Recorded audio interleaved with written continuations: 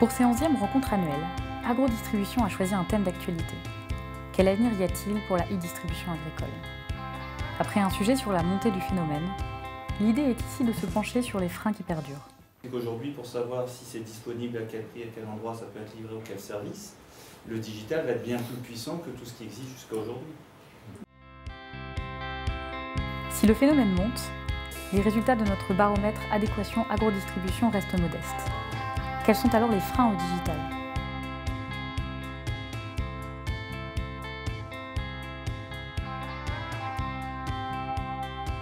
Premier critère de non-achat en ligne pour les agriculteurs, loin devant, l'offre de la coopérative ou du négoce qui est suffisante. Comme le dit un répondant, on fait confiance à notre négoce et on en est très content. Lors des rencontres agrodistribution, les intervenants ont réagi. Un autre frein a été évoqué, le paiement. Pour moi, la priorité, c'était les moyens de paiement, parce que effectivement, c'est un des freins prioritaires. Et du coup, j'ai rajouté, notamment versus les montants. C'est-à-dire que psychologiquement, dépenser, je sais pas, 5, 10, 15 000 euros sur Internet, c'est quelque chose qui est compliqué. C'est évident, il y a une marge de croissance qui est importante, et il y a énormément de freins. Et le frein de la carte bleue est un frein général dans les entreprises, parce que celui qui achète n'a pas forcément la carte bleue pro, et donc c'est un vrai souci, le paiement. Mais aussi le conseil et l'accompagnement. Je m'attendais à ce qu'au final, l'aspect relationnel remonte plus en fait, sur les freins. Là, en fait, on voit que c'est surtout l'offre proposée par la COP ou par le négoce qui est notre première raison.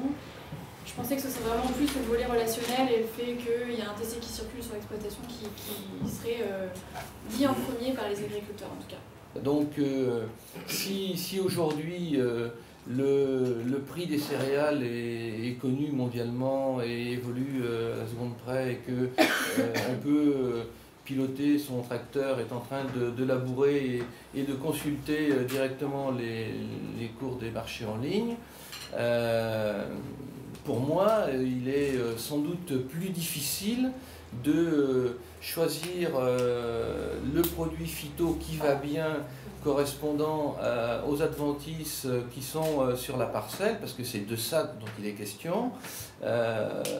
C'est quelle est la place en fait du distributeur et du conseil apporté par le distributeur à l'agriculteur. Moi, je reste persuadé que le rapport humain ne remplacera jamais les informations qui sont transmises par un smartphone ou par Internet. Et donc, on peut avoir une augmentation du flux d'informations, mais à un moment donné, il faut traiter ce flux d'informations, il faut l'analyser, et à un moment donné, l'apport d'une personne extérieure est prépondérante parce qu'elle permet de prendre du recul par rapport à la quantité d'informations. J'ai compris un truc aussi dans l'agriculture, dans l'hémisphère nord, c'est qu'on sème et qu'on récolte qu'une fois dans l'année. Donc les choix et les choix sur les intrants majeurs sont des choix extrêmement impliquants.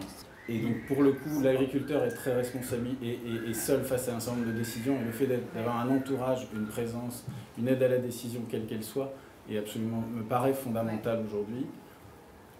Le online peut répondre à ça, mais il a une petite barrière à l'entrée. Des freins encore présents, mais les startups y travaillent. Un sujet pour le prochain article. Pour aller plus loin, découvrez notre dossier 11e rencontre, en octobre dans Agrodistribution.